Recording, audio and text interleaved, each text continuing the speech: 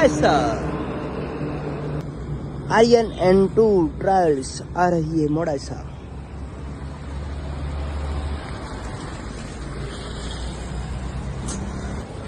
बोलिए सर। આ આપણી ગાડી છે અલ્ટિકા, કોઈને ભાડે જોઈતી હોય તો ભાડા માટે ગાડી મળી જશે। આવી 7 ગાડી છે રણજીતભાઈ બાપુની અને અમારે ઓલ ઇન્ડિયા પરમિટ છે, 7 સીટર છે, ફૂલ એસી।